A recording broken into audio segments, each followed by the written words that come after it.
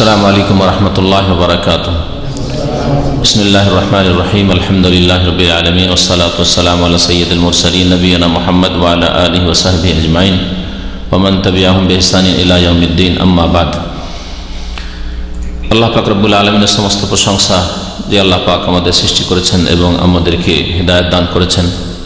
আল্লাহ পাক সম্পর্কে, আল্লাহ পাকের রাসূল সম্পর্কে আর অন্যান্য যেসব আকীদার বিষয় সেসব সম্পর্কে কি বিশ্বাস করতে হবে তা আল্লাহ পাক রব্বুল আলামিন জানিয়ে দিয়েছেন, যার নাম হচ্ছে আকীদা। সালাত এবং সালাম নাযিল প্রিয় নবী সাল্লাল্লাহু আলাইহি সাল্লামের উপর, যিনি জানিয়ে এসেছেন তাই হচ্ছে আকীদার উৎস। তাতে থেকে আকীদা গ্রহণ করতে হবে, কোরআন এবং হাদিস। আজকের বিষয়বস্তু হচ্ছে এটা যে আকীদার উৎস কি, মানে আকীদা নেবেন কোনখান থেকে, আকীদা নেবেন কোনখান থেকে, কিসের ভিত্তিতে নেবেন আপনি। আকীদা যুক্তির ভিত্তিতে নেওয়া যেতে পারে, স্বপ্ন থেকে নেওয়া যেতে পারে, কাশফের নাম দিয়ে নেওয়া যেতে পারে, যে কাশফের মাধ্যমে জেনেছি যে এটা বিশ্বাস করতে হবে, নেওয়া যাবে। হ্যাঁ, তো যাবে না যাবে না, কোন কোন জিনিস থেকে নেওয়া যাবে যেগুলো হচ্ছে আকীদার উৎস, আর কোন কোন জিনিসগুলি আজকাল মানুষরা গড়ে নিয়েছে সেগুলির মাধ্যমে তারা মনে করে যে আমরা এইটা পেয়েছি ওইটা পেয়েছি আর ওই সব বিশ্বাস রাখে।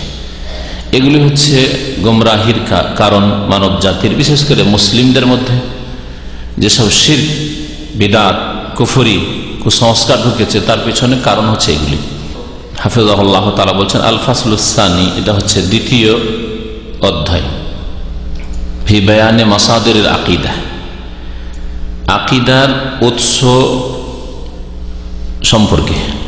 আকীদার উৎস কি, ও মানহাজুস সালাফ ফি তালাক্কিহা, এবং সালাফে সালেহিনের তরিকা পদ্ধতি সেটা গ্রহণ করার ক্ষেত্রে একটি বিষয় হচ্ছে আকীদার উৎস কি, কোনখান থেকে নেবেন আপনি, কিসের ভিত্তিতে নেবেন। আর সালাফে সালেহিনগণ অর্থাৎ সাহাবায়ে কেরাম, তাবেঈন, তাবা তাবেঈন, আইম্মায়ে কেরাম, বিশেষ করে চার ইমাম, ইমাম আবু হানিফা, শাফি, মালিক, আহমদ রাহিমাহুমুল্লাহ, এবং মুহাদ্দিসিন আইম্মায়ে কেরাম, ইমাম বুখারী থেকে শুরু করে অন্যান্য মুহাদ্দিসিন এবং মুসলিম অন্যান্যরা,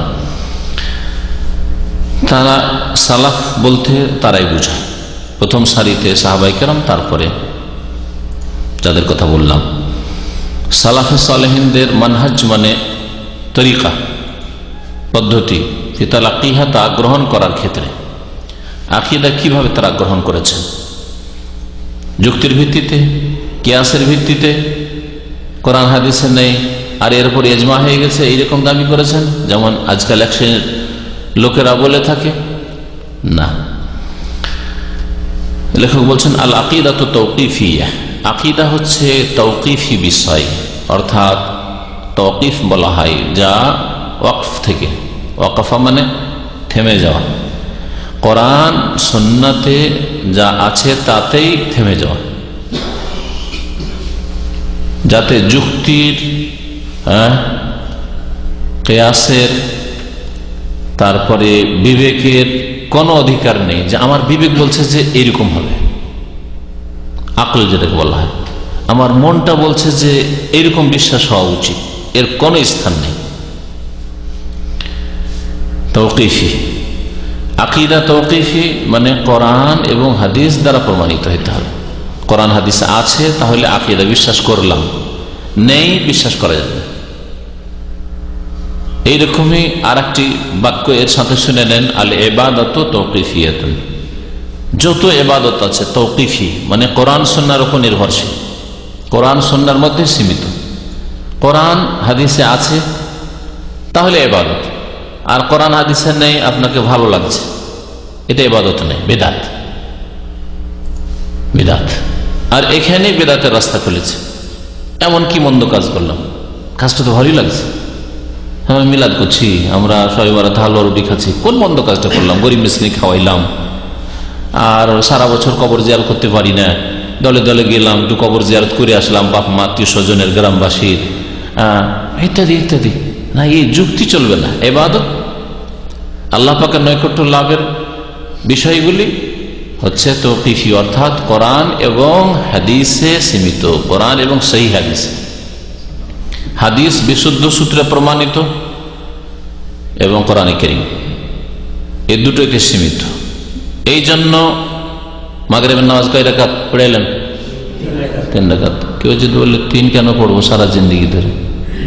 3 একটু বেশি করলাম, অসুবিধা রেখে মন্দ কাজ করলাম, 4 পড়বো। কেউ যদি বললেন না তো বেজোড় করেন, 5 করবো, না 7 করবো, অসুবিধাটা কি? চলবে। কারণ ইবাদত হচ্ছে তৌকিফি, কোরআনে আছে হাদিসে আছে, ওর মধ্যে সীমিত থাকতে হবে। 3 তো 3ই চলবে। বলবেন যে ফজরে 2 কেন পড়বো? ফজর একটু বেশি করেই পড়ি, যেমন জোহরে 4 পড়ছি, আসরে 4 পড়ছি, না চলবে না। আজান ইবাদত, তাই না? আজান তৌকিফি। আজানে 2-4টা বাক্য আরো বাড়াইলাম, অসুবিধা কি? যেমন বিদআতপন্থীরা বাড়িয়েছে, হাইয়া আলা খাইরিল আমাল শিয়ারা বাড়িয়েছে। তারপরে আশহাদু আন্না আলিয়ান হুজ্জাতুল্লাহ বাড়িয়েছে। ইবাদতে বাড়ানো চলবে না, তৌকিফি। যা কোরআন হাদিসে আছে তাতেই সীমিত থাকবে। এর বুঝতে পারছেন যে বাড়াইলে বিদআত। কারণ ইবাদত হচ্ছে তৌকিফি, কোরআন এবং হাদিসে তার সমর্থন থাকতে হবে, তার প্রমাণ থাকতে হবে। আমাদের দেশের বিদআতপন্থীরা, খালি শিয়ারা না, বিদআতপন্থী, বেরেলভি, মিলাদি, এরা বাড়িয়েছে আসসালাতু ওয়াসসালামু আলাইকা ইয়া রাসূলুল্লাহ। আযান শেষ করার পরে সুর ধরে পড়ে আসসালামু আলাইকা, আসসালাতু ওয়াসসালামু আলাইকা ইয়া হাবিবাল্লাহ, আসসালাতু ওয়াসসালামু আলাইকা ইয়া খায়রা খালকিল্লাহ। শুনেছেন এগুলো? না শোনেননি নাকি? এগুলি করে বিদআতপন্থীরা মসজিদে, তাদের মাইকে উচ্চস্বরে আজানের সাথে সাথে এগুলো পড়ে, বিদআত। যেমন 5 বার আগে 6 বার আজান দেওয়া বিদআত। কেউ যদি বলে যুক্তি দিয়ে, তো যুক্তি দিতে ভালোই লাগছে। সকাল 10টার সময় একটা আজান দিলাম, লোকজনকে ডাকলাম, নামাজ পড়লাম 2 রাকাত, কোন মন্দ কাজ? দেখে তো মন্দ লাগে না, কিন্তু এটা হচ্ছে জাহান্নামে যাওয়ার রাস্তা। অশাররুল উমুরি মুহদাসাতুহা, সবচেয়ে খারাপ কাজ হচ্ছে ধর্মের নামে নতুন কাজ করা। অকুল্লু মুহদাসাতিন বিদআহ, প্রত্যেক নতুন কাজ হচ্ছে ধর্ম মনে করে নতুন কাজ করা। দুনিয়ার নতুন কাজ নাই। দুনিয়ার মোবাইল ছিল না, মাইক ছিল না, হ্যাঁ, এত সুন্দর সুন্দর রঙিন কিতাব ছিল না, এগুলো দুনিয়া। কিন্তু ধর্মের নামে নেকির আশায়, আল্লাহ পাকের নৈকট্য লাভের জন্য, যে এতে নেকির ব্যালেন্স বাড়বে, কুল্লু মুহদাসাতিন বিদআহ, প্রত্যেক নতুন কাজ ধর্ম মনে করে করা হচ্ছে বিদআহ, বিদআত। কুল, সবগুলি বিদআতে হাসানা, বিদআতে সাইয়্যা। কিছু বিদআত ভালো, কিছু মন্দ নেই। যেমন কিছু পায়খানা ভালো, কিছু পায়খানা মন্দ, এরকম নেই ইসলামে। তেমনি বিদআত কিছু ভালো, কিছু মন্দ নেই। পেশাব কিছু ভালো, কিছু মন্দ। পীরের পেশাব হইলে ভালো, মুবারক পেশাব, তাই না? না, এটা ইসলামে নেই। পেশাব পেশাব, নাপাক নাপাক। কুল্লু মুহদাসাতিন বিদআহ, কুল্লু বিদআতিন দালালা, প্রত্যেক বিদআত হচ্ছে ধর্মের নামে নতুন কাজ হচ্ছে দলালা, গুমরাহি, রাস্তা হারিয়ে ফেলা। আর রাস্তা হারিয়ে ফেললে গন্তব্যস্থানে কখনো পৌঁছা যায় না। কুল্লু দালালাতিন ফিন্নার, এই জন্য গুমরাহির পরিণাম হচ্ছে জাহান্নামে যাওয়া। জান্নাতের রাস্তা হারিয়ে ফেলবে।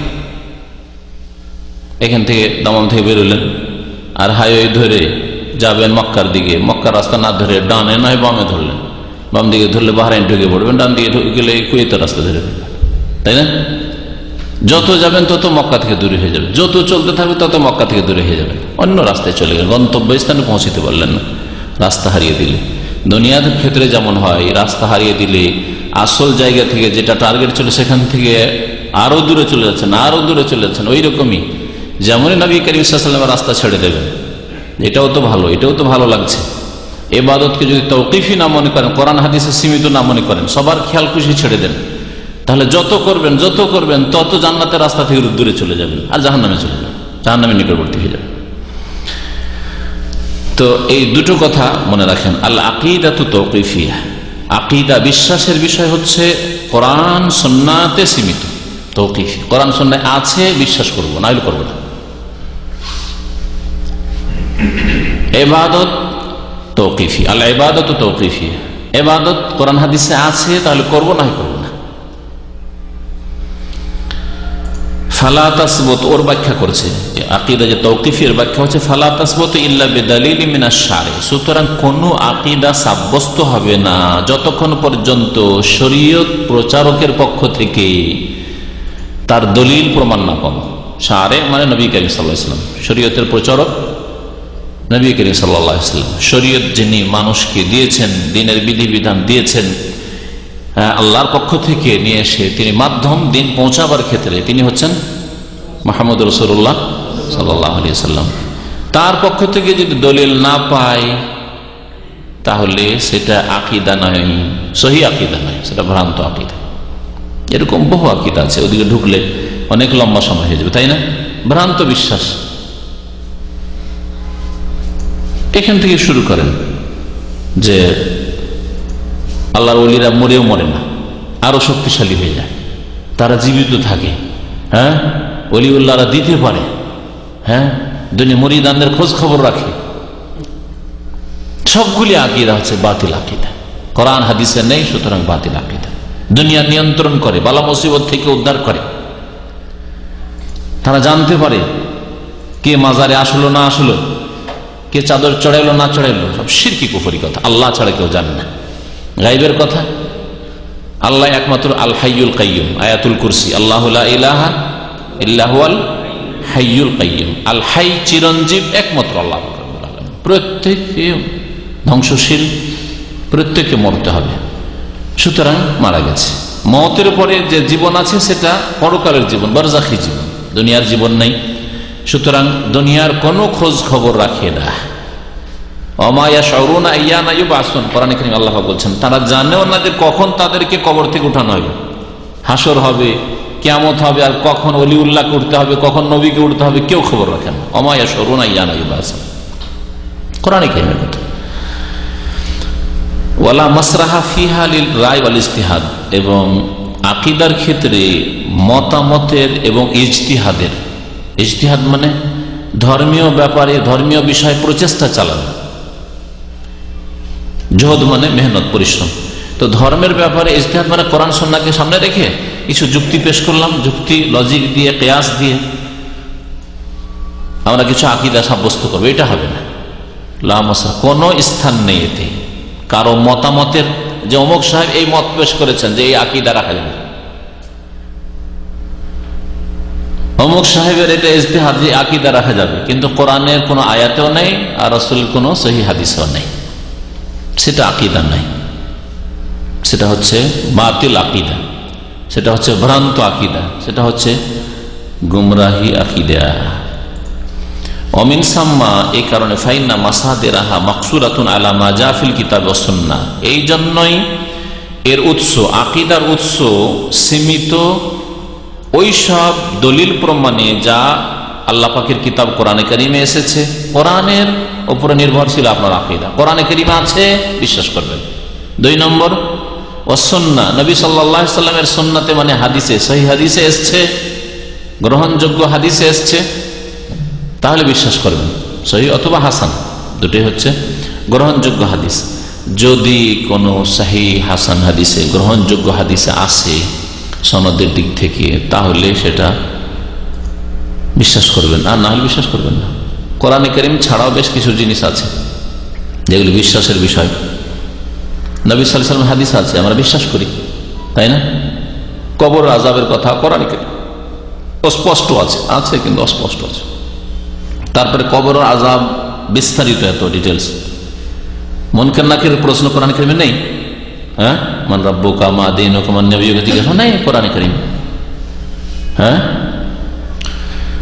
তারপরে প্রশ্ন হওয়ার পরে যদি নেক লোক হয় তাহলে জান্নাতের নিয়ামত ভোগ করতে থাকে, আর যদি অসৎ লোক হয়, গুনাহগার হয়, তো জাহান্নামের শাস্তি হতে থাকে, আগুনের শাস্তি হতে থাকে কবরের জীবনে। এগুলি কথা কোরআনে কারীমে নেই, রাসূলুল্লাহ সাল্লাল্লাহু আলাইহি ওয়াসাল্লামের হাদিসে রয়েছে। বিশ্বাস করি না করি না? কিন্তু আমাদের দেশে এই সম্পর্কে যদি নেন, আরো বহু এরকম ভ্রান্ত বিশ্বাস আছে। সুফিবাদের যে সাজারা, সিলসিলা আছে, পীরদের সাজারা, যে পীরের মুরিদ হয়েছে, মুরিদ, ওই পীরের যে সাজারা আছে, ওই সাজারা সিলসিলা যে পরম্পরা, আপনার ওই যে আছে ওদের নামগুলি, ওইগুলো যদি লিখে কাফনে বেঁধে দেওয়া হয় তাহলে মুনকার নাকির জিজ্ঞাসাই করবে না, মান রব্বকা মাদের জিজ্ঞাসাই করবে না। এই আকীদা আছে মুসলমানদের, এক শ্রেণীর লোকদের বাতিল আকীদা। এইরকম বহু বিষয় রয়েছে। আকীদা, আল্লাহ সম্পর্কে কি বিশ্বাস রাখবেন, তার রাসূল সম্পর্কে কি বিশ্বাস রাখবেন,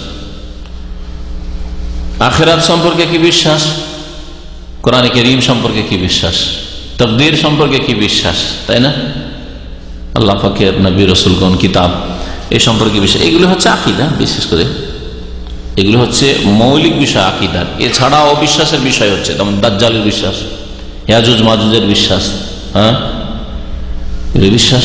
কিছু কোরআনে আছে, কিছু রাসূলুল্লাহ সাল্লাল্লাহু আলাইহি ওয়াসাল্লামের হাদিস আছে। ইয়াজুজ মাজুজের কথা কোরআনে কারীমে আছে, কিন্তু দাজ্জালের কথা হ্যাঁ সহিহ হাদিস আছে। যেমন কোরআন বিশ্বাস করবেন তেমন রাসূলুল্লাহ সাল্লাল্লাহু আলাইহি ওয়াসাল্লাম হাদিস বিশ্বাস করবেন। লিআন্নাহু লা আহাদা আ'লামু বিল্লাহ, কোরআন এবং হাদিসে আপনার বিশ্বাসকে, আকীদাকে সীমিত রাখবেন এই জন্য যে আল্লাহ সম্পর্কে আল্লাহর চাইতে বেশি কেউ জানে না। আল্লাহ কোথায় এই বিষয়টি উঠায়, কারণ এখানেই ভেজাল প্রথম আমাদের দেশে, তাই না। আল্লাহ কোথায়, আল্লাহ বেশি জানেন না আমরা বেশি জানি? সবচেয়ে বেশি আল্লাহ পাক জানেন। আল্লাহ কোথায়, আল্লাহ বেশি জানেন। আর তারপরে আল্লাহ সম্পর্কে সবচেয়ে বেশি রাসূলুল্লাহ সাল্লাল্লাহু আলাইহি ওয়াসাল্লাম জানেন। আর এই সামান্য কথা যদি আপনাকে জিজ্ঞাসা করা হয় যে আপনি কোথায়, ওটা আপনি বেশি জানেন না আপনার স্ত্রী বেশি জানেন, কি বলবেন? নিজে বেশি জানেন যে কোথায় বসে আছেন আপনি। তাহলে আল্লাহ সম্পর্কে আল্লাহ সবচাইতে বেশি জানেন এবং সঠিকটা জানেন। আর আমার জানা, আপনার জানা যদি আল্লাহ পাকের জ্ঞানের ভিত্তিতে না হয়, মানে কোরআন হাদিসের ভিত্তিতে না হয়, তাহলে ভুল হইতে পারে।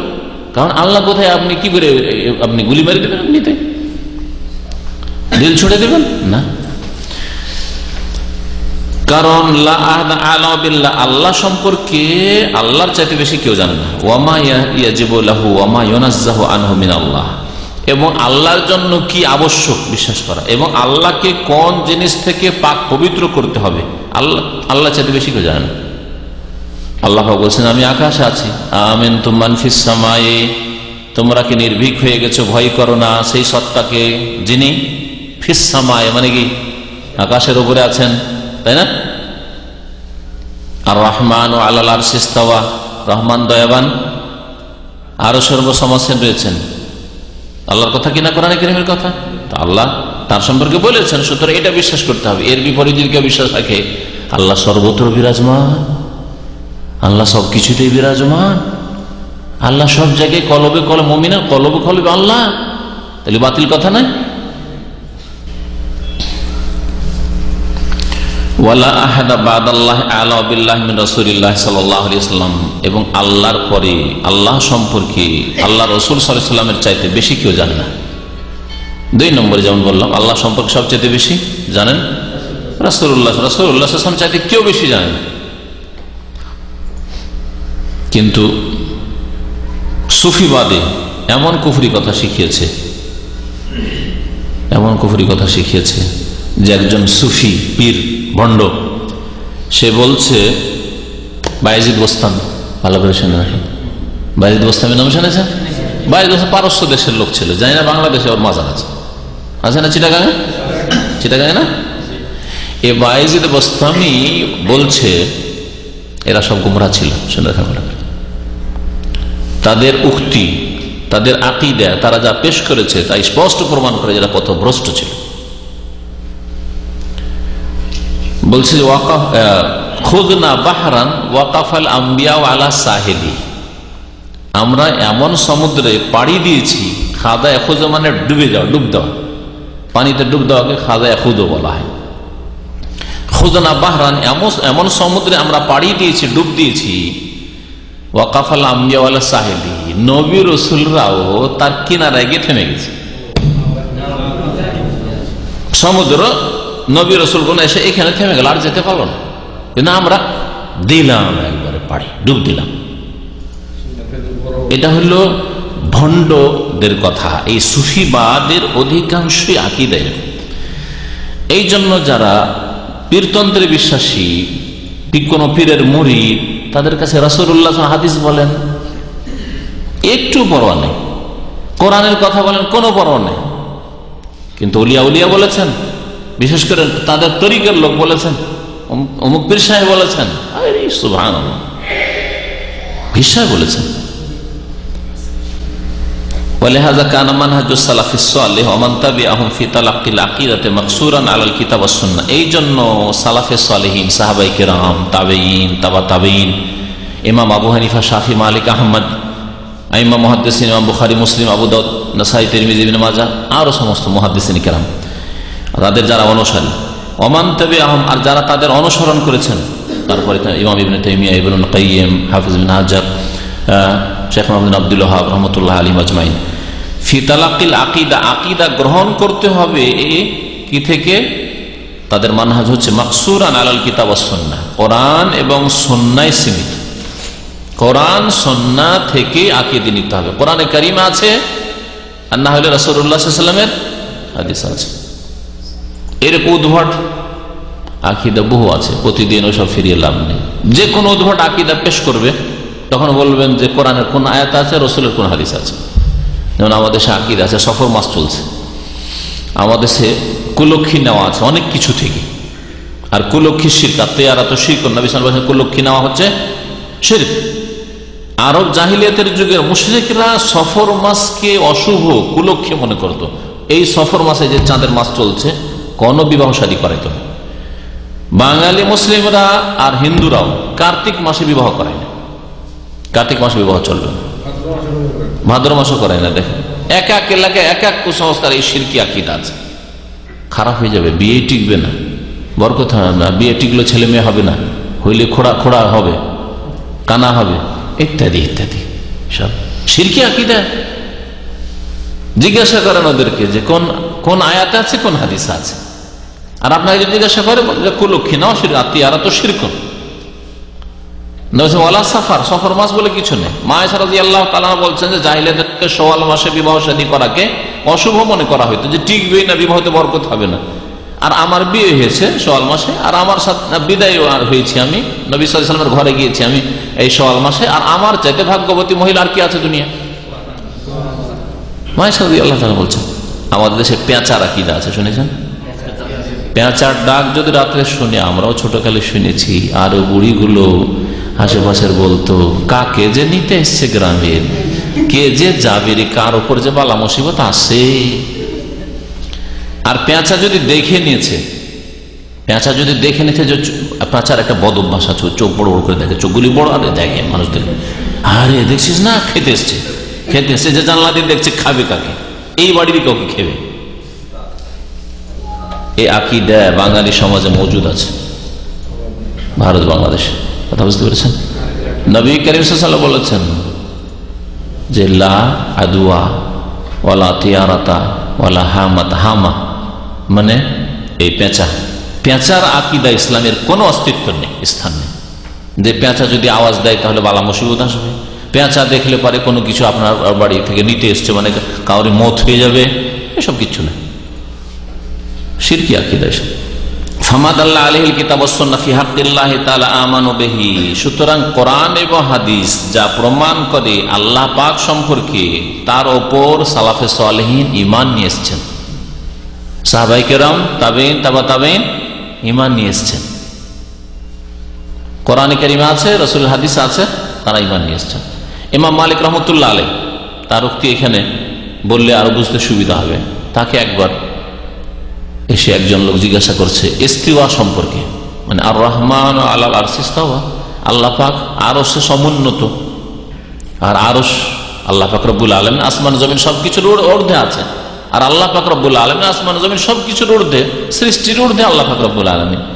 তো ওই লোক এসে জিজ্ঞাসা করছে ইস্তিওয়া মানে কি, মানে আল্লাহ কোথায়, আল্লাহ কোথায়? নবী করিম সাল্লাল্লাহু আলাইহি ওয়াসাল্লাম যা বলেছেন, কোরআনে কারীমে যা আছে তাই বলেছেন ইমাম মালিক রাহমাতুল্লাহ আলাইহি। ইমাম মালিক বলছেন আল ইস্তিওয়া মা'লুমুন, আল্লাহ পাকের আরশে সমুন্নত হওয়া এটা জ্ঞাত, মানে কোরআন হাদিস দিয়ে জানা, আমরা জানি, বলবো না যে জানি, বলতে পারবো না। আপনাকে জিজ্ঞাসা করছে আল্লাহ কোথায়, বলছে মা জানি না ভাই, জানি না চলবে না, মুসলিম জানতে হবে আল্লাহ কোথায়। তাই যদি হইতো তাহলে তো নি বলতেন, মালুম বলতেন না, গায়ের মালুম বলতেন, তাই না? আল ইস্তিওয়া মালুমুন, সুতরাং এইটাও জবাব দেওয়া যাবে না। কেউ যদি জিজ্ঞাসা করে আল্লাহ কোথায়, বলবেন যে না জানি না। অথবা এর চাইতে মারাত্মক আমাদের দেশে আছে, কি জিজ্ঞেস করলে তুমি কলমা পড়ো, কলমা পড়ো, তওবা করো, গেছে তোমার ইমান।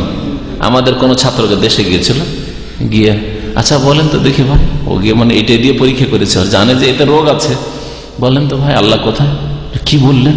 গেছে আপনার ইমান, তাড়াতাড়ি কলমা পড়েন, তাড়াতাড়ি কলমা পড়েন।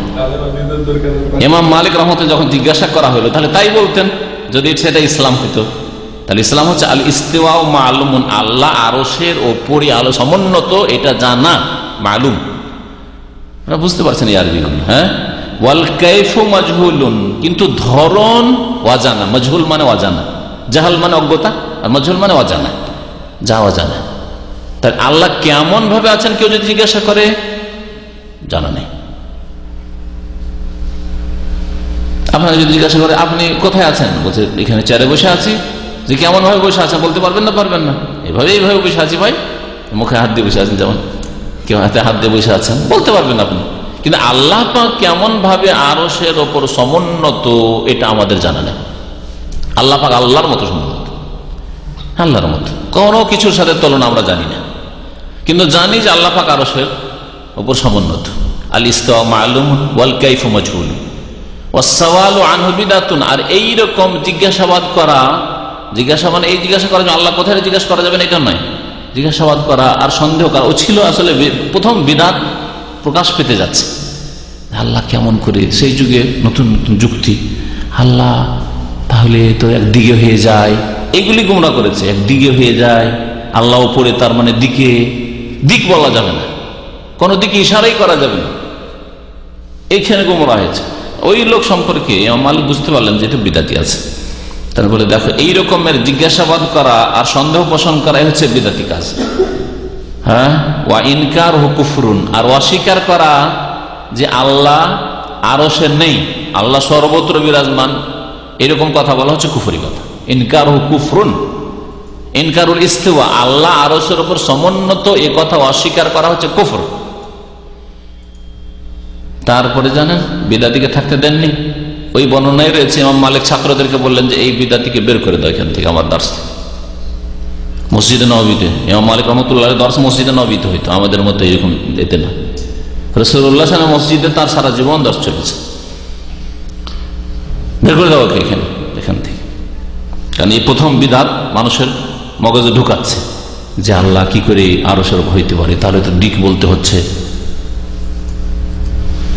নবী করিম সাল্লাল্লাহু আলাইহি সাল্লাম ওই মেয়েকে পরীক্ষা করেছেন, আইন আল্লাহ জিজ্ঞেস করেছেন না করেননি? তাহলে শুধু জিজ্ঞাসা জানার জন্য করা যাবে, কিন্তু কেমন কথা বলছেন আল্লাহ উপর দিকে, তাহলে কি তাহলে আল্লাহ পাক রব্বুল আলামিন, তাহলে আল্লাহ পাকে কোনো কিছু ঘেরে আছে নাকি? যেমন ভাই আপনি চেয়ারের উপর, মানে চেয়ারের আপনার দুটো হ্যান্ড আপনাকে ঘেরে আছে, পিছন দিকটা ঘেরে আছে, হ্যাঁ, সামনের দিকে একটা আপনার সীমানা আছে। আল্লাহ পাকের ক্ষেত্রে এইসব প্রযোজ্য নাই।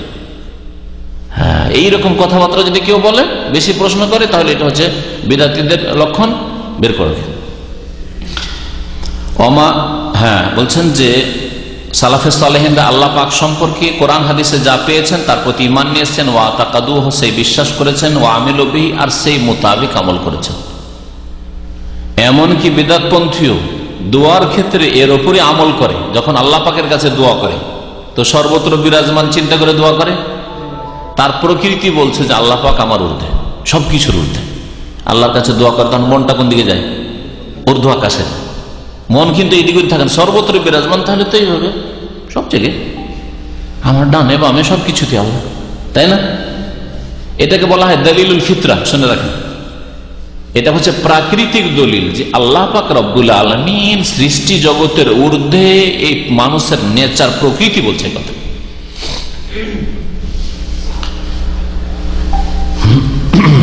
ওয়ামালাম ইয়াদুল্লাহ আলাইহি কিতাবুল্লাহ সুন্নাতে রাসূলিহি, আর আল্লাহ পাকের কিতাব এবং রাসূলের সুন্নাত মানে হাদিস যদি কোনো কিছু প্রমাণ না করে, নাফাউহু আনিল্লাহি তাআলা, তাহলে আল্লাহ থেকে তা অস্বীকার করেছে।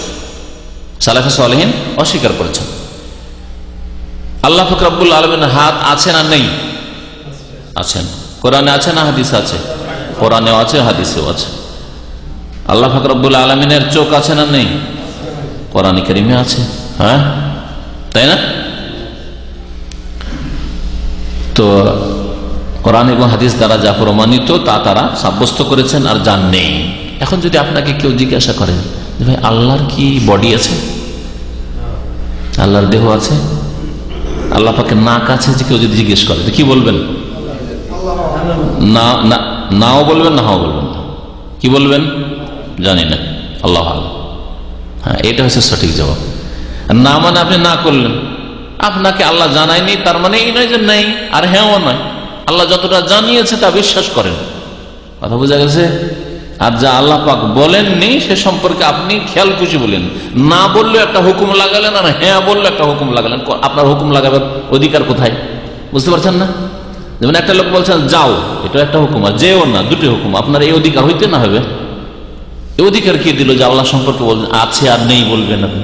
বলে ভাই কোরআন হাদিসে আসেনি, তাই এই ব্যাপারে আমরা চুপ, বলতে পারবো না। আল্লাহু আ'লাম, আল্লাহ বেশি জানে।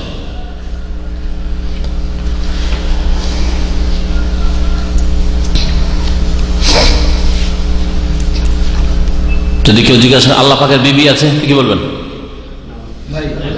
নেই। হ্যাঁ, কেন? কোরআনে আছে।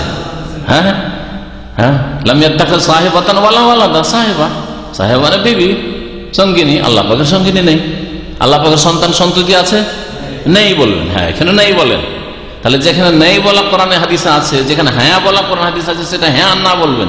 আর যেটাতে কিছুই নেই, হ্যাঁও নেই নাও নেই, আপনি নিজের পক্ষে হ্যাঁ যখন নেই তখন না করে দিই, খবরদার না। বোঝা গেছে? তো কোরআন এবং হাদিসে যদি না থাকে তো নাফাহু আনিল্লাহ, আল্লাহ থেকে তারা এগুলোকে অস্বীকার করেছে, এগুলোকে তারা সাব্যস্ত করেনি। ওয়ারাফাজু হচ্ছে এগুলিকে অস্বীকার করেছে কেউ যদি বলে। ওয়ালিহাযা লাম ইয়াহসুল বাইনাহুম ইখতিলাফুন ফিল ইতিকাদ, এই জন্য তাদের মাঝে বিশ্বাসের ক্ষেত্রে, আকীদার ক্ষেত্রে কোনো মতবিরোধ দেখা যায়নি।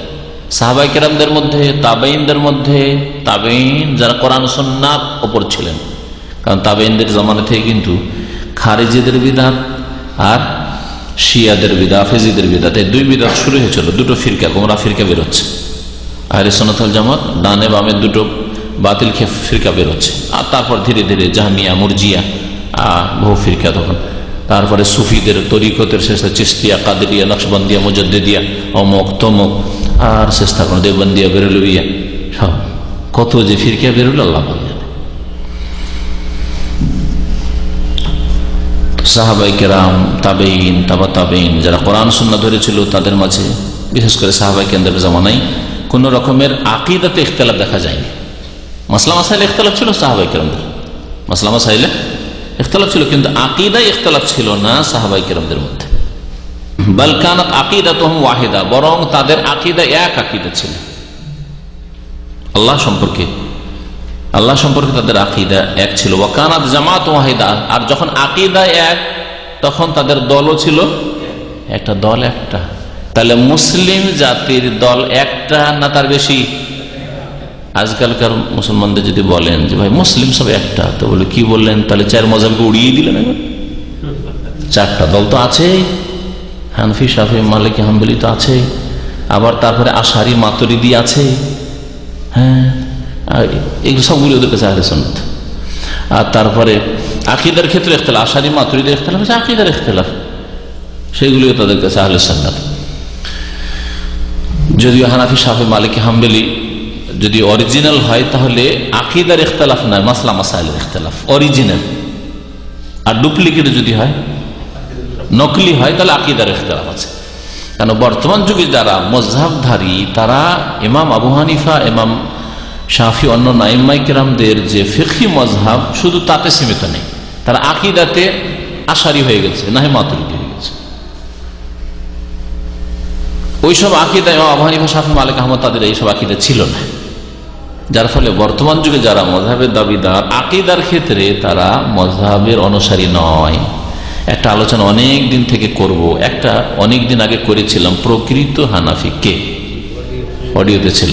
আর ইনশাআল্লাহ তাআলা সময় চলে যাচ্ছে, এবার খুব শীঘ্রই করবো ইনশাআল্লাহ, যে আসলে প্রকৃত মযহাবধারীকে কয়েক ভাগ করে ইনশাআল্লাহ তাআলা পেশ করবো, যে কোনটাকে আসল হানাফি বলবেন, কোনটাকে আসল শাফেঈ বলবেন, কোনটাকে আসল মালিকই বলবেন, এটাকে না ওইটাকে না ওইটাকে, ইনশাআল্লাহ। যদি ভুলে যাই ২০০০ সপ্তাহের মধ্যে মনে করে দেবেন। তাদের আকীদা এক ছিল, তাদের দলও এক ছিল। আল্লাহ পাক এক দলের কথা বলেছেন না ৪-৮-এর কথা বলেছেন? মাযহাবের ক্ষেত্রে ৪টা করে দিল, ফাটল ধরিয়ে দিল। তরিকতের ক্ষেত্রে মেন ৪টা করলো, আর মেন ৪টা থেকে কত যে শাখা প্রশাখা সুফি তরিকতের বেরিয়েছে আল্লাহ পাক জানেন। আল্লাহ বলছে ইন্না হাযিহি উম্মাতুকুম উম্মাতুন ওয়াহিদা, তোমাদের এই উম্মত হচ্ছে নিঃসন্দেহে উম্মাতুন ওয়াহিদা, এক উম্মত, জামাতে একটা। আর সবগুলিকে আল্লাহ বলছেন ওয়াতাসিমু বিহাবলিল্লাহি জামিআন, তোমরা সকলে আল্লাহ পাকের রশিকে মজবুত করে ধারণ করো, একটা দল হইতে হবে। সুতরাং যথাসাধ্য ইখতিলাফ, মতবিরোধ কমাবার চেষ্টা করতে হবে। আর এই কমানো সম্ভব কিসের ভিত্তিতে? সংখ্যাগরিষ্ঠতার ভিত্তিতে। ধরেন আপনারা ওইদিকে বেশি বসে আছেন, ঠিক না, আর আমি এইদিকে, আমরা দুজনে বসে আছি। তো বললেন যে আপনারা দুজন এদিকে থাকলে কেমন হবে, আপনারা দুজন এদিকে চলেছেন, আমরা এক হয়ে যাই। এটা একতার ভিত্তি, নাকি আপনারা ভুল পথে আছেন বা ভুল জায়গায় আছেন, আমরা ঠিক জায়গায় আছি, তো সব এক জায়গায় হওয়া, যেখানে ঠিক জায়গায় সেখানে আসা, ঠিক পয়েন্টে আসতে হবে। আর সঠিক পয়েন্ট হচ্ছে কোরআন এবং হাদিস। তা কোরআন এবং হাদিসকে মজবুত করে ধরে তার ভিত্তিতে বিনা শর্তে কোরআন হাদিস মানব।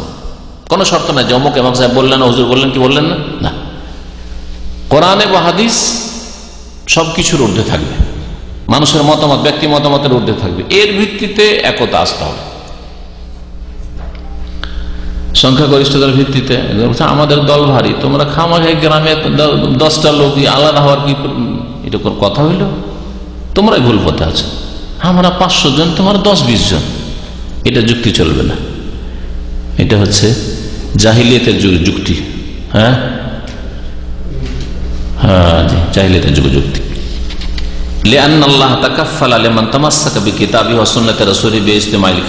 কারণ আল্লাহ পাক রব্বুল আলামিন দায়িত্ব নিয়েছেন যে যারা কোরআনকে মজবুত করে ধরবে, রাসূলের হাদিসকে মজবুত করে ধরবে, তারা এক হইতে পারবে। বেইজতিমাইল কালিমা, তাদের বাক্য, তাদের কথা এক হবে।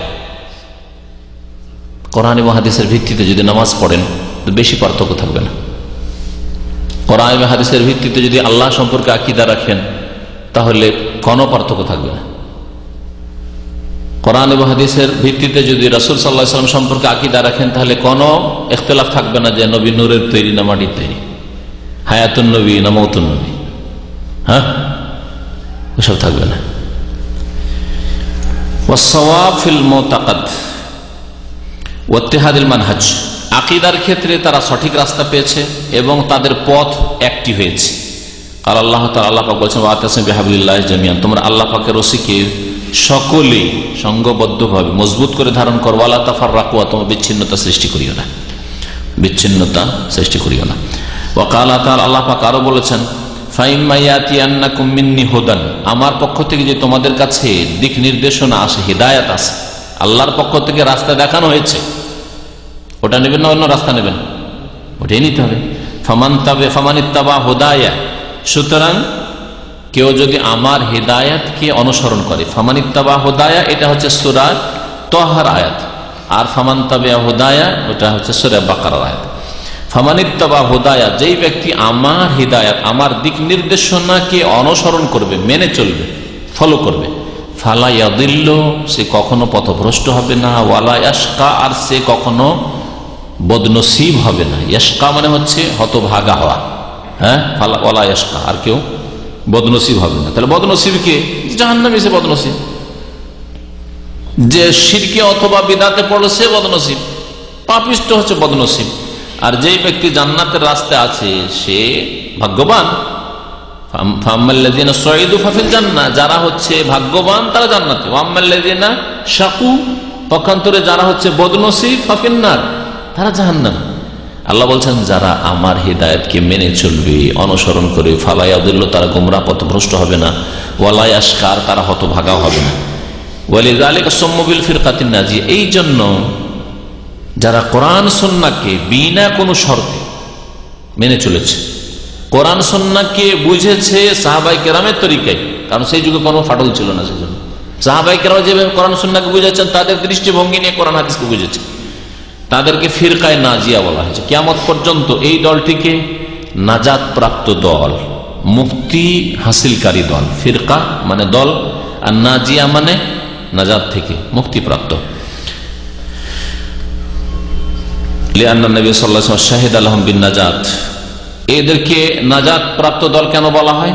এই জন্য নবী করিম সাল্লাল্লাহু আলাইহি ওয়াসাল্লাম একটি হাদিসে এই দলটিকে নাজাত প্রাপ্ত দলগুলো আখ্যায়িত করেছেন, তাদের জন্য সাক্ষী দিয়েছেন নাজাতের। হিনা আখবারা বিইফতিরাকিল উম্মাহ, যখন নবী করিম সাল্লাল্লাহু আলাইহি ওয়াসাল্লাম ভবিষ্যৎবাণী করেছিলেন যে উম্মতে ফাটল ধরবে, এলা সালাসিন ওয়া সাবঈনা ফিরকা, কতটি ফাটল? 73 দলে ভাগ হয়ে ফাটল ধরবে। নবী করিম সাল্লাল্লাহু আলাইহি ওয়াসাল্লাম বলেছেন ইফতারাকাত বনি ইসরাইল, বনু ইসরাইল, বনু ইসরাইল ইহুদিরা বা ইফতারাকাতিল ইহুদ, ইহুদিরা ভাগ হয়েছে কত ভাগে? 71। এহদা ও সাবঈনা ফিরকা 71 ভাগে। ওয়াফতারাকাত নাসারা, আর খ্রিস্টানরা 72 ভাগে ভাগ হয়েছে। ওয়াসাতাফতারিকু উম্মতি, আর আমার উম্মতের লোকেরা ভাগ বন্টন হয়ে যাবে, বিচ্ছিন্ন হয়ে যাবে দলে দলে। আলা সালাসি ওয়া সাবঈনা ফিরকা, 73 দলে। কুল্লুহুম ফিন্নার, সবগুলি জাহান্নামে যাবে। সবগুলি জাহান্নামে যাবে মানে এটা নয় যে চিরকাল জাহান্নামে থাকবে। এই কথাটা আপনারা ভালো করে মুখস্থ করেন, কারণ এটা অনেকে বুঝে না। হেদায়েত হয়েছে সামান্য, কিছু পড়েছে, আর তারপরে সবগুলিকে জাহান্নামে মানে চিরকাল জাহান্নামে বানিয়ে দিল, আর মনে করলে যে জান্নাত আমার জন্য শুধু বরাদ্দ। না, এটা ভুল। 73 ফিরকা আর 72 ফিরকা জাহান্নামে যাবে। নবী সাল্লাল্লাহু আলাইহি ওয়াসাল্লাম এই কথা তো বলেননি যে এগুলো খালেদিন সবগুলি, এই কথা বলেছেন। এর মধ্যে যারা একেবারে বড় শিরক, বড় কুফরি করেছে, তারা চিরকাল জাহান্নামে থাকবে, আর ফিরে আসেন, শিরক কুফরিতে ফিরে আসেন, ওই অবস্থায় মরে গেছে সেগুলি। আর যারা বিদআত করেছে, ছোট শিরক করেছে, শিরকে আসগার করেছে, ওরাও তো ফিরকা অনেকগুলি, সেগুলি কিছুদিন জাহান্নাম, দীর্ঘদিন জাহান্নাম তাদের অপরাধ হিসাবে। এমনও ফিরকা হবে যেগুলি জাহান্নামের হকদার, জাহান্নাম তাদের পানিশমেন্ট ছিল হয়তো 2-4 বছর, 2-4-6 মাস বা কিছুদিন, কিন্তু তারা যেহেতু মুসলিম ছিল, নামাজি ছিল, বিদআতপন্থী নামাজি ছিল, শিরক পর্যন্ত পৌঁছানি, বড় কুফরি পর্যন্ত পৌঁছানি, ইসলাম বিনষ্টকারী কোনো কাজ করেনি, সুতরাং তাদের জন্য হতে পারে নবী সাল্লাল্লাহু আলাইহি ওয়াসাল্লাম শাফাআত, হতে পারে আল্লাহ পাকের রহমত, হতে পারে কবর আযাব দিয়ে মাফ। কবর আযাব হয়েছে, যে দেখা গেল যে কবর আযাব দিয়ে ওই যে জাহান্নামী দল ছিল, কবর আযাব ও জাহান্নামের শাস্তি কিছু পেয়েছে, জান্নাতে গেল। আহলে সুন্নাত ওয়াল জামাত কোরআন সুন্নাহর অনুসারীদের সাথে জান্নাতে যাচ্ছে, আশ্চর্য হওয়ার কিছু নেই। এই হাদিসের ব্যাখ্যা বিস্তারিত এইভাবে বোঝা উচিত, কারণ আমাদের দেশে বক্তা হাদিস পড়ে দিল, জান্নাত জাহান্নাম হুকুম লাগিয়ে দিল, কোনো ওর বিস্তারিত কিছু ব্যাখ্যাও করলো না। সবগুলি চিরকাল জাহান্নামে তো থাকবে না, জাহান্নামে চিরকাল থাকবে একমাত্র যারা নিজের ইসলামকে পুরোপুরি নষ্ট করে দিয়েছে, ভঙ্গ করেছে, বড় শিরক করে, বড় কুফরি করে, বড় মুনাফিক করে। কুল্লুহা ফিন্নার, নবী সাল্লাল্লাহু আলাইহি ওয়াসাল্লাম কি বলেছিলেন? সবগুলি জাহান্নামে, ইল্লা ওয়াহিদা, একটি দল। ওয়ালাম্মা সুইলা আন হাযিহিল ওয়াহিদা, এই একটি দল যে জান্নাতে যাবে, একটি দল জান্নাতে যাবে মানে ওই দলটি জাহান্নামে যাবে, ওই দলটি দখুল আউয়ালি হবে, মানে জান্নাতে প্রথম থেকে যাবে, প্রথম থেকে জান্নাতে যাবে। তাদের বাকি আমল ঠিক হয়, তাহলে এমন নয় যে আকীদা বিশ্বাস ঠিক, আল্লাহ সম্পর্কে আকীদা ঠিক, রাসূল সম্পর্কে আকীদা ঠিক, পরকাল সম্পর্কে আকীদা ঠিক, ঠিক না, কিন্তু নামাজি ঘাটতি জাহান্নামে যাবে না, আকীদার কারণে জাহান্নামে যাচ্ছে না, কিন্তু নামাজ ঘাটতি, ফজর নামাজ পড়ে সেজন্য জাহান্নামে যাচ্ছে। সুদ খেয়েছে, ঘুষ খেয়েছে, সহি আকীদার লোক, ঘুষখোর ছিল, হারাম খেয়েছে, আত্মসাৎ করেছে, মসজিদের টাকা, মাদ্রাসার টাকা, এতিমখানার টাকা বেঈমানি করেছে, সেজন্য জাহান্নামে যাচ্ছে। কখনো এটা ভাববেন না যে সহি আকীদা আছে সুতরাং 7 খুন মাফ, এটাও নয়। দিনের একটা দিক হচ্ছে আকীদা ছাড়া ইবাদত, সেটা কমপ্লিট হইতে হবে, ফরজ ওয়াজিব, আর আরেকটা হচ্ছে আখলাক মুআমালাত, আদান প্রদান, বিবাহ শাদী, কেনা বেচা, ব্যবসা বাণিজ্য, রুজি রোজগার। রুজি রোজগার হারাম ছিল, আর বলছে সহি আকীদার লোক জান্নাতে চলে যাবে, জাহান্নামে যাবে। হয়তো কোনোদিন ফিরে আসতে পারে, কিন্তু দীর্ঘদিনও থাকতে পারে, বহুকাল থাকতে পারে। খুন করেছে, সহি আকীদার লোক খুন করেছে, জিনা করেছে, নাই। আর হারাম খাওয়া তো বহু লোকের মধ্যে আছে, আকীদা সহি কিন্তু পয়সার লোভ সামলাতে পারে না, পয়সার লোভ সামলাতে পারে না। ধর্মীয় প্রতিষ্ঠানের নেতৃত্ব দিয়ে সংগঠনের পয়সা মেরে খাওয়া, মাদ্রাসার পয়সা মেরে খাওয়া। বাবার কিছু ছিল না, গরিব ফকির বহু লোক আছে যারা আজকে কোটি কোটি টাকার মালিক, এতিমখানা চালিয়ে, মাদ্রাসা চালিয়ে, মসজিদ নির্মাণ করে। বলে সব সহি আকীদা সুতরাং জান্নাতে, এত সহজ নয়। আল্লাহ বলছে আম হাসিবতু আন তাদখুলুল জান্নাহ, এত সস্তা একবারে জান্নাত নাকি? যে আকীদাটা ঠিক করে নিয়েছে আর জান্নাত বরাদ্দ হয়ে গেছে, কখন না। আকীদা, ইবাদত, আখলাক, চরিত্র, মামলাত, আপনার মামলাত, আদান প্রদান, লেনদেন, রুজি রোজগার যেন ঠিক থাকে, এর নাম হচ্ছে ইসলাম। আসলে নবী করিম সাল্লাল্লাহু আলাইহি ওয়াসাল্লাম তখন কি জবাব দিয়েছিলেন ওই দলটিকে, যে দলটি জান্নাতে যাবে? প্রথমে হিয়া মান কানা আলা মিসলি মা আনা আলাইহিল ইয়াওম ওয়া আসহাবি।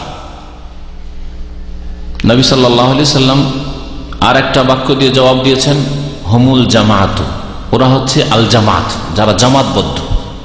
অর্থাৎ রাসূলুল্লাহ সাল্লাল্লাহু আলাইহি ওয়াসাল্লাম যেই জামাত দল ছেড়ে গেছেন সাহাবায়ে কেরামদের জামাত, ওই জামাতের সাথে যে দল আছে, তাহলে দেখতে হবে যে সাহাবায়ে কেরামদের আকীদা আল্লাহ সম্পর্কে, রাসূল সম্পর্কে, আখিরাত সম্পর্কে, তাকদীর সম্পর্কে কি ছিল, ওই আকীদায় বিশ্বাসী ওরা, হুমুল জামাতের অর্থ। আর এখানেও ওইটাই বোঝানো হয়েছে, হেয়া ওই দলটি হচ্ছে মান কানা আলা মিসলি মা আনা আলাইহিল ইয়াওম, আজকে আমি যেই পথের ওপর আছি তার অনুরূপ অবস্থায় জীবনযাপন করব, আকীদার ক্ষেত্রে, ইবাদতের ক্ষেত্রে, আখলাকের ক্ষেত্রে। ওয়া আসহাবি, এবং আমার সাহাবায়ে কেরাম যেই পথের ওপর আছে ওই রকম যারা হবে, ওই রকম যারা হবে। তাহলে সব সময় আকীদা, ইবাদত, আখলাক এসব ক্ষেত্রে সাহাবায়ে কেরাম, রাসূলুল্লাহ সাল্লাল্লাহু আলাইহি ওয়াসাল্লামের পরে সালাফে সালেহিন, তাবেঈন, তাবা তাবেঈন, আইম্মায়ে কেরাম, তাদের পথের অনুসারী হতে হবে। নবী সাল্লাল্লাহু আলাইহি ওয়াসাল্লাম সাহাবায়ে কেরামদের যুগে, নবী সাল্লাল্লাহু আলাইহি ওয়াসাল্লামের জামানা তো বাদ দেন, সাহাবায়ে কেরামদের যুগে বেনামাজি মুসলিম হয় এটা তাদের কল্পনাতেও ছিল না। এজন্য ইজমা ছিল তাদের যে বেনামাজি মুসলিম নাই, সাহাবায়ে কেরামদের ইজমা। কানু লা ইয়ারাউনা শাইআম মিনাল আমাল তারকুহু কুফরুন গায়রা সালাহ। আব্দুল্লাহ বিন শাকিক বলছেন যে সাহাবায়ে কেরামরা নামাজ ছাড়া অন্য কোন আমল ছেড়ে দেওয়াকে কুফরি মনে করতেন না, যে ইসলাম থেকে খারিজ হয়ে যাবে, কিন্তু নামাজ ছেড়ে দিলে ঈমান থাকে না। ওয়াকাদ ওয়াকা মিসদাক মা আখবারা বিহি সাল্লাল্লাহু আলাইহি ওয়াসাল্লাম, আর নবী করিম সাল্লাল্লাহু আলাইহি ওয়াসাল্লাম যেমন বলেছেন তেমনই বাস্তবে হয়েছে। নবী সাল্লাল্লাহু আলাইহি ওয়াসাল্লাম 73 ফিরকা বলেছেন, 73 হয়েছে। ফাইন্দামা বানা বাযুন নাস আকীদাতাহুম আলা গায়রিল কিতাব ওয়াস সুন্নাহ, এটা কেন হয়েছে? যখন উৎস গোলমালিয়ে গেছে। উৎস কি বললাম শুরুতে? কোরআন এবং হাদিস। কিন্তু যখন বাযুন নাস, কিছু লোকেরা নিজের আকীদার বুনিয়াদ রেখেছে কিতাব সুন্নাহ ছাড়া অন্য কিছুর উপর, আলা গায়রিল কিতাব ওয়াস সুন্নাহ, কোরআন সুন্নাহকে উৎস না বানিয়ে অন্য কোথাও থেকে আকীদা নিয়েছে। এটা আমরা কাশফের মাধ্যমে জানতে পেরেছি। আমাদের বুজুর্গানের দিন পীরে কিবলা কাশফ দ্বারা জানতে পেরেছে, এটা ইলহাম দ্বারা জানতে পেরেছে, এটা স্বপ্ন যুগে জানা হয়েছে। বুঝতে পেরেছেন? জি।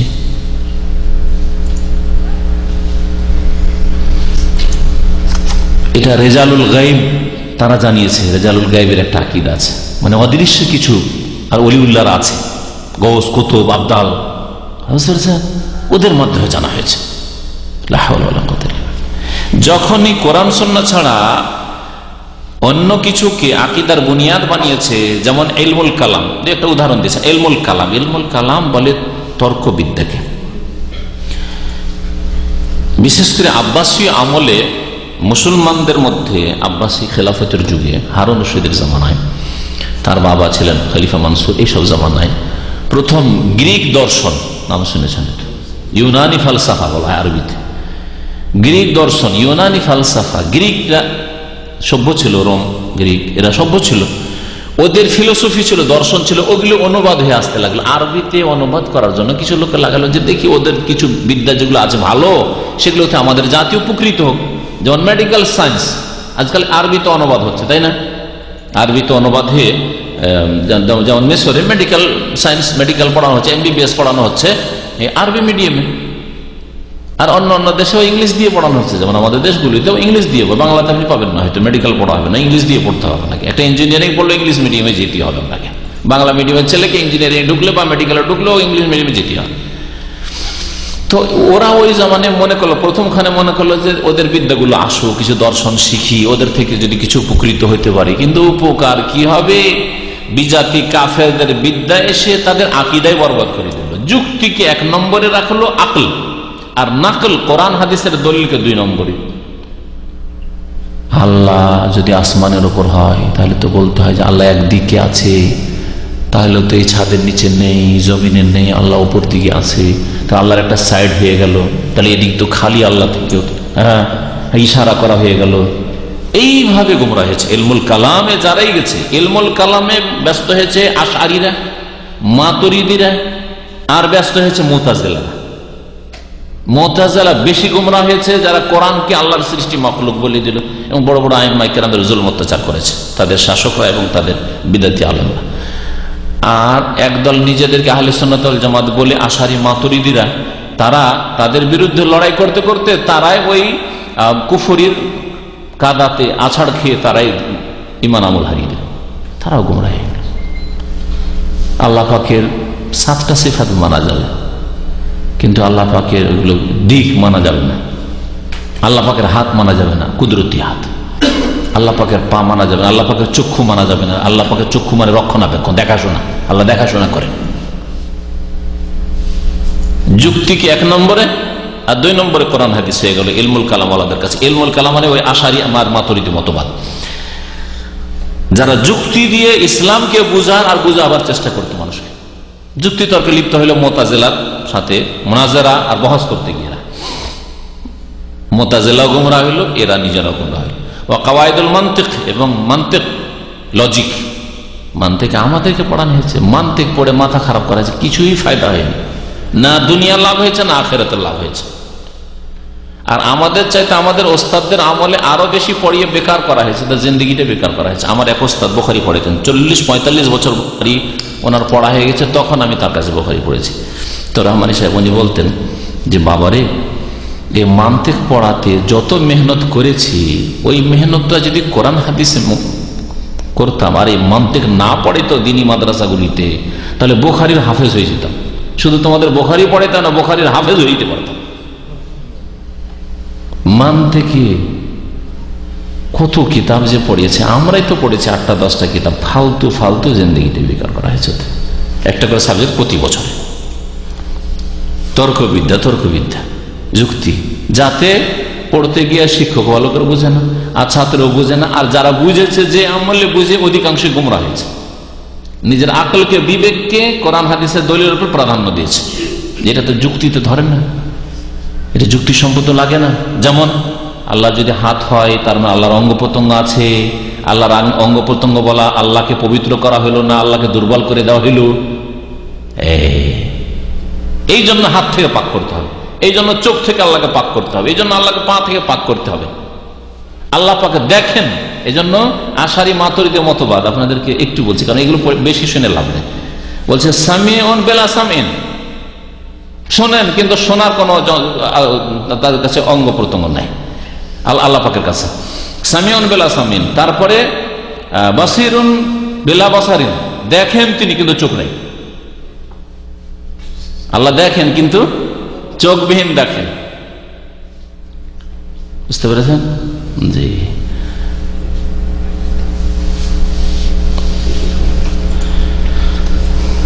তো যদি কোনো ব্যক্তি সম্পর্কে বলা হয় যে অমুক ব্যক্তির চোখ নেই, হ্যাঁ, হাত নেই, পা নেই, তো কি সে খোড়া? চোখ নেই, হাত নেই, পা নেই, খোড়া। তো ইলমুল কালামে আশারি মাতুরিদি মতবাদ আল্লাহ পাককে খোড়া করে দিয়েছে। আউযুবিল্লাহ।